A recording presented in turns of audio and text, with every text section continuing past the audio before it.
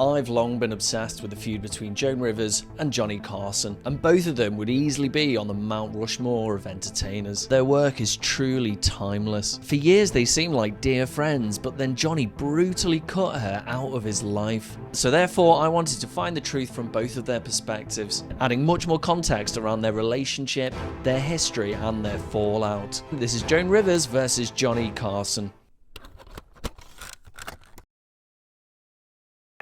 What do you do for a living? I'm a housewife. You're a housewife? Uh-huh. You mean you married a house? Married a house! Huh? Married a house! Early in his career, Carson established himself as a game show host, predominantly with the show Who Do You Trust?, showcasing the young comic's ability to interact humorously with contestants. So when Jack Parr stepped away from The Tonight Show, Carson was the main target. Carson declined the offer initially, fearing the difficulty of interviewing celebrities for 105 minutes each day, but NBC pursued him, and Carson stepped into the hosting duties in 1962, bringing with him Ed McMahon. After a difficult first year, Carson eventually defined the job and the format. Audiences found comfort in Carson's calm and steady presence in their living rooms, with his amiable personality, quick wit, and slick interviews, guiding viewers into late night with a familiarity they grew to rely on. He was a young, fresh face that the public yearned for. Instead of relying on the stars of yesteryear, he also wanted to help launch the stars of tomorrow. His guests, ranging from comics to intellectuals to eccentrics. His December 1969 episode where Tiny Tim married Miss Vicky was at the time the most watched event in late-night TV history. 3 years after taking over The Tonight Show, the New York Daily News would write that Carson had the most familiar face in America. 2 years later, he was on the cover of Time magazine. Described as the master of 1,000 takes. He's got a Jack Parr smile, a Jack Benny stare, and a Stan Laurel fluster. He had the air of a suave and sophisticated playboy. By some viewers, his bawdy and suggestive humour was seen to cross a sort of moral line. In a 1967 interview with Playboy, he expressed annoyance with some of the complaints he was receiving regarding his jokes. By the time we go on the air, the children are supposed to be in bed asleep. I can't just prattle about what I had for lunch and expect everybody to tune in every night. Miss Joan Rivers.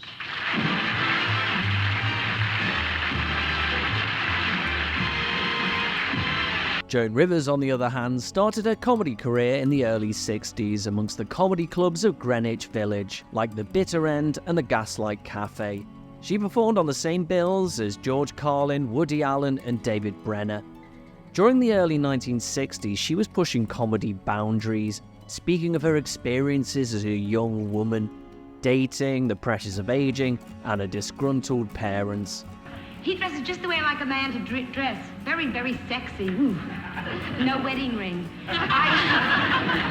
And like her friend Lenny Bruce, nightclub owners would fire her for what they would perceive as crossing a boundary of taste. Working as a comic, she supplemented her income as a writer on shows like Candid Camera and the short-lived Phyllis Diller Show, where she worked in awe alongside her comedy idol. What she loved about Diller was that she was really glamorous, that she didn't need to dance or sing or juggle, no gimmicks. Diller just stood in front of a microphone, reeling off banger after banger. However, one tragedy Joan said about her was that she was funny in an era where you had to look funny to be funny. And in the 60s, Diller's comedy was undermined by stupid outfits. Joan wanted her material and her personality to win comedic adoration, without having to rely on a comedic caricature, which she felt the female comedians prior to her had to rely on in order to be a success. Joan said she wanted to look good because, well, after all, she was single. After 7 long years of struggling to make ends meet on the comedy circuit, Joan's career seemed to plateau. Playing little coffee houses, place in the village. I was opening for Juanita and her amazing vibrator. And she saw Johnny Carson's Tonight Show as vital in order to take her comedic career to that next level. After years of tirelessly knocking the door of opportunity, she was finally booked to appear on The Tonight Show on February the 17th, 1965. A lot of fun. Would you welcome Joan Rivers? Joan performed 6 minutes of killer material. It went so well, Johnny called her over to the couch for an interview. Her chemistry with Carson was effortlessly smooth, him wiping tears away from his eyes with hysteria. You finished your routine, and you were devastating, and the audience was just falling apart, and you walked over and sat down. And I said, you know, you're going to be a big star. In under 10 minutes on live television, Joan's life and career transformed in ways that she never could have imagined possible. She was deemed as an overnight success. Their relationship became one of a mentor and a mentee. Their on-screen chemistry became so scintillating that people would often wonder if they were romantically involved. You know the stewardesses? Oh, dumb? Dumb? They're pretty. Oh, sure, bring that up. By the late 1960s, her life had totally transformed. She'd married producer Edgar Rosenberg, with whom they had a daughter, Melissa. Their family now lived on the luxurious Fifth Avenue. She had a monthly slot on The Tonight Show, and she hired a relative unknown, Mr. Rodney Dangerfield, to write jokes for her. In September 1968, she even hosted a short-lived daytime talk show. And today we're going to be discussing nudism, so get undressed, all of you out there. That show with Joan Rivers. And who was Joan's very first guest? Hervé Villechaize. Only joking. My privilege to present to you my very close friend, Mr. Johnny Carson. In terms of her comedy, her previous persona was that of a frustrated single girl trying to find her place in the world. Joan realised, though, that her style needed updating, so she honed her material being based around a clueless married woman. The Lord wanted me to cook, he would have given me aluminum hands. Why me? Her style becoming more acerbic, gossipy, and her wit even more sharp-tongued. Joan was now riding higher than she'd ever thought possible, and through to the 70s she became a major household name, appearing in multiple TV shows. Hollywood Squares, Here's Lucy, The Carol Burnett Show. She starred on Broadway. She wrote a news column for the Chicago Tribune. She directed the movie Rabbit Test with Billy Crystal. She became a regular opener for musicians in Las Vegas, so yeah, she was busy. From the late 60s to the 80s, was on The Tonight Show prolifically, both as a guest and a host. You know, I had it on at the store, and I said to her, what do you think, would go with this? And she said, a bottle of cheap wine. You run into those nasty sales ladies all the time, don't you? In an article in 1970, Joan shows how protective she was of Johnny. I just love him, we have a great rapport. I owe Johnny everything. Also describing him as naturally shy and not comfortable working with women. It seemed, though, that it wasn't just women that Johnny was uncomfortable with, but people in general. A lot of people who worked with Johnny mused that he was very different privately than that of his on-screen personality. There's Carson the performer, and there's Carson the private individual, and I can separate the two. Dick Cavett said, he was the most socially uncomfortable man I think I've ever met. Small talk was almost impossible for him off the air. At social gatherings, he'd carry a deck of cards to relieve the social tension. People might say, oh, he's conceited, he's aloof. Actually, that was more shy. There's a time for business, a time to eat, a time to sleep, a time to make love. Oh, you remember, huh?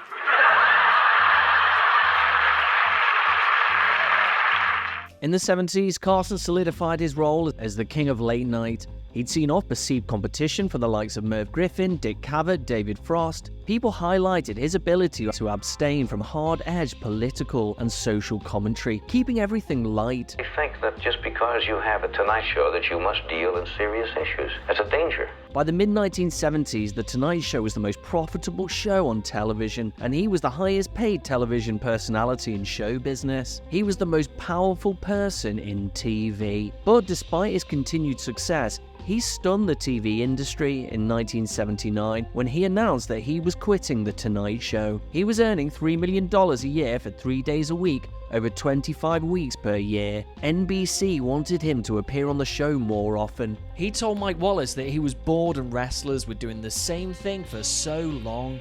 NBC was stunned. Johnny was their biggest meal ticket, bringing in an estimated $23 million a year in profits. But his contract was meant to end in 1981, and they speculated in the press that they'd consider suing him to prevent such a move. And even more concerning, newspapers spoke of a secret meeting between ABC and Johnny.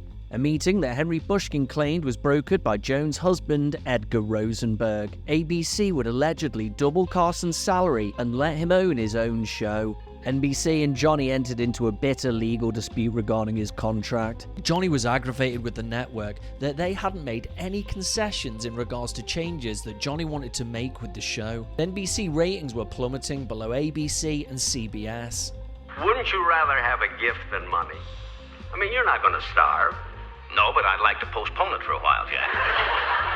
And after months of intense speculation, in May 1980, an agreement was finally made. The show would be cut down to an hour. For Johnny, it meant that the show would feel more fast-paced with a greater selection of guests. He agreed to appearing 4 days a week with a non-competition clause removed from his contract, which now meant that he'd also be paid up to $15 million over 3 years, and a $50 million deal with his own production company.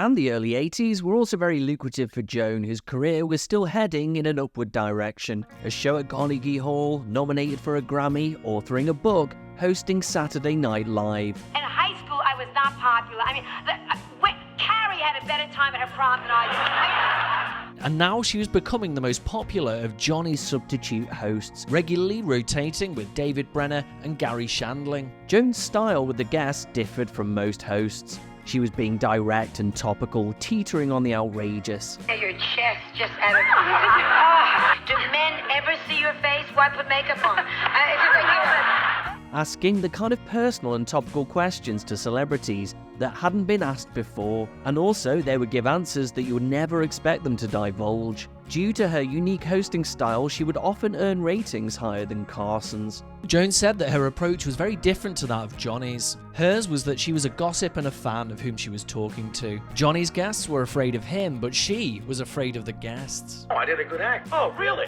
Yeah, you gotta go along with it to be honest. By 1983, The Tonight Show ratings and demographics had weakened. They needed something to refresh the program.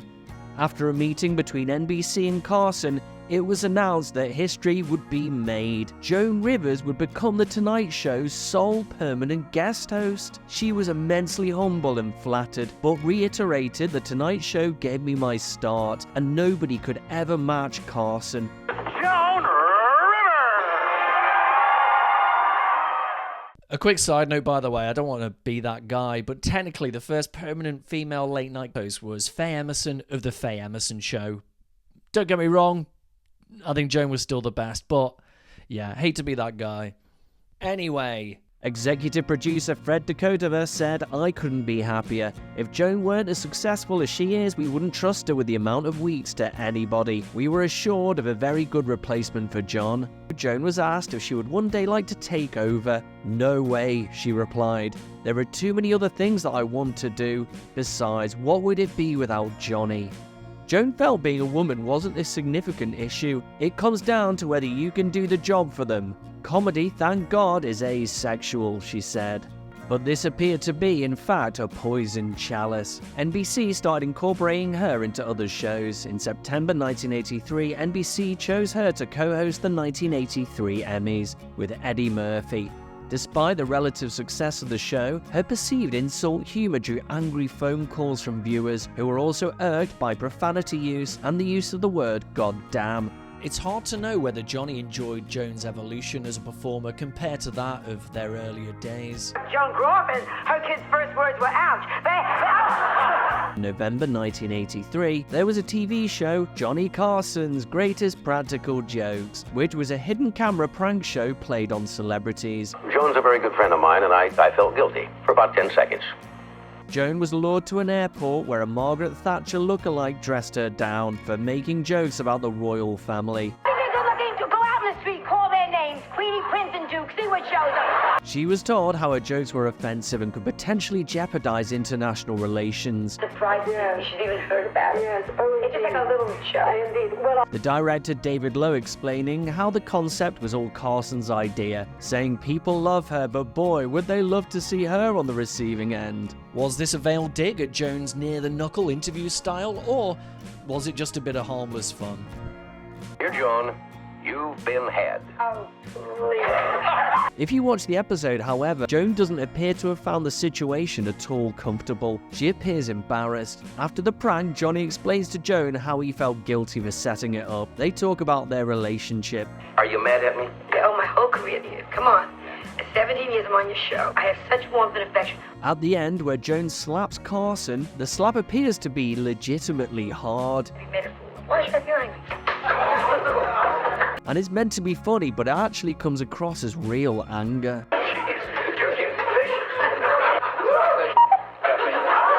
In 1985, Johnny signed a new contract extension up to 1987, which would achieve a milestone of 25 years at the helm. So, at this point, was Johnny considering retiring? And, if so, who would replace him?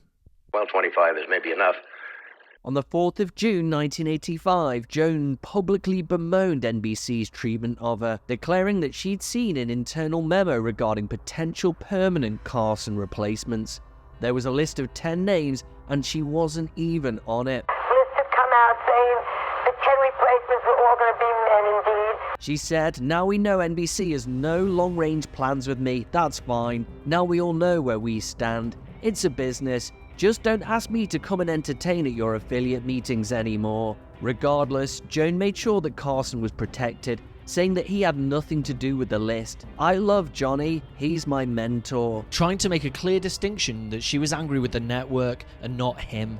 NBC president Brandon Tartikoff said, "I've never seen such a list, and if there was, Joan Rivers would be the first one on it." NBC vice president saying, "No one here on any decision-making level knows of any such list." Johnny commented, "Joan's a very clever lady. She's worked it for as much publicity as she could." Newspapers started to print that other networks had been holding secret talks with Joan about hosting opportunities, which caused obvious concern. To avoid any more public drama, NBC announced Joan had just signed a contract until August 1986. But even this was a slap in the face. Her contract ended in 1986, and his ended a year later. Joan felt increasingly insecure about her relationship with NBC and The Tonight Show, and Joan was now more open-minded than ever to finally jumping ship.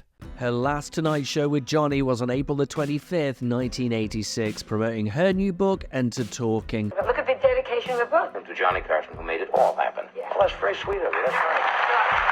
Of course, I didn't make it all happen. Wearing the same outfit and hairdo that she wore in her life-changing appearance all the way back in 1965. What happened to me? The hair seemed to change.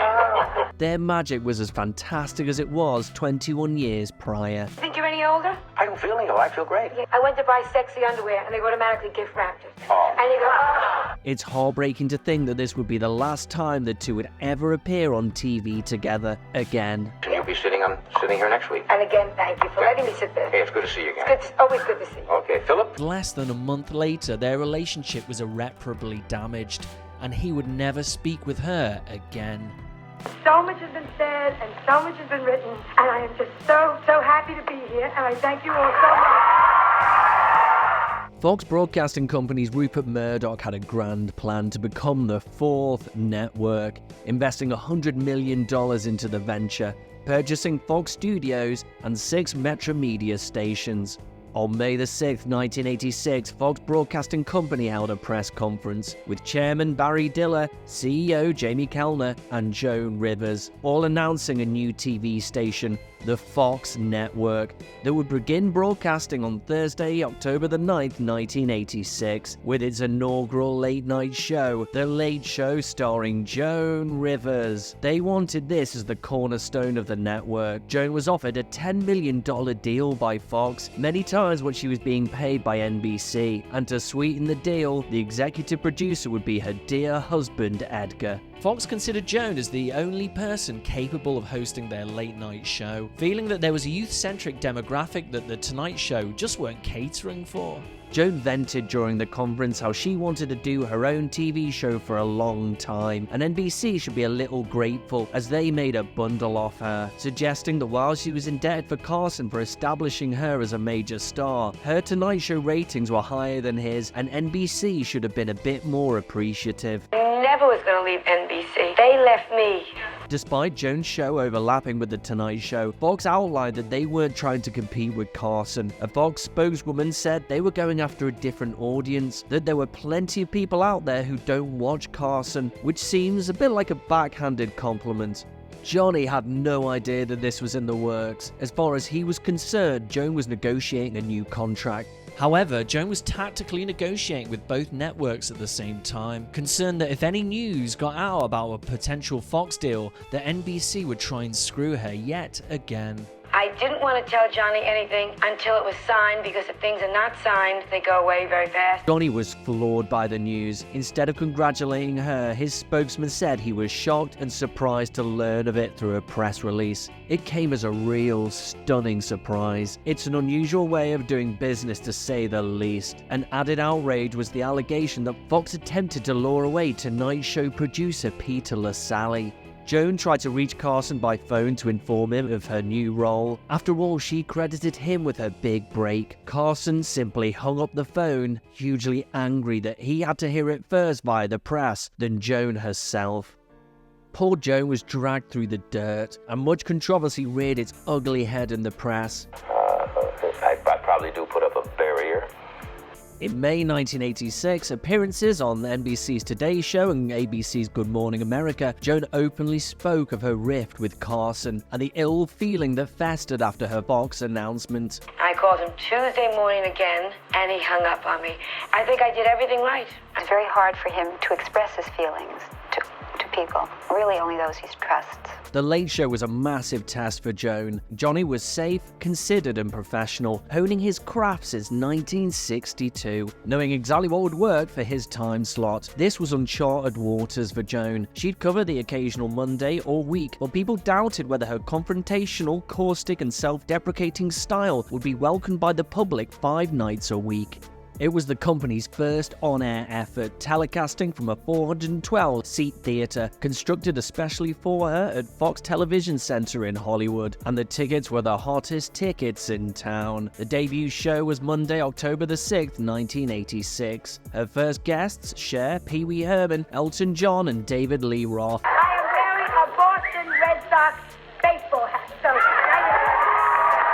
I don't want to hear boo-boos tonight, okay? Now, there are long-standing rumours that Johnny Carson blacklisted anyone who went on Joan's show, thus essentially cutting her show off at the knees. This was refuted by actress Angie Dickinson, who said that she wasn't asked to, but refused to appear on Joan's show out of loyalty to Johnny. Joan's booker, Vince Calandra, said, "Rivers wants gods, De Niro, Redford, Eastwood, people who don't do talk shows." The Tonight Show replied, "There aren't enough good guests to make a blacklist work."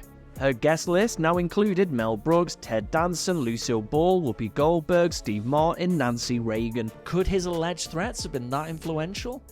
Despite initially good ratings, by March 1987, the 100th episode, the show had lost half its audience from when the show launched in October. TV consultant Mike Dan said her greatest asset was saying the unexpected, but if she goes for laughs all the time, the guests won't like it. They want all the laughs and the attention. So one of Carson's skills was that he knew how to play the straight man in order to let a guest shine. But Joan, first and foremost, was a comedian, and she seemed to always be chasing the laugh. You're so funny. Because you feed me better than anybody in the world. Even though Fox made it clear they weren't competing with NBC's late night show, many others were, and in comparison, Joan's show looked like an abject flop.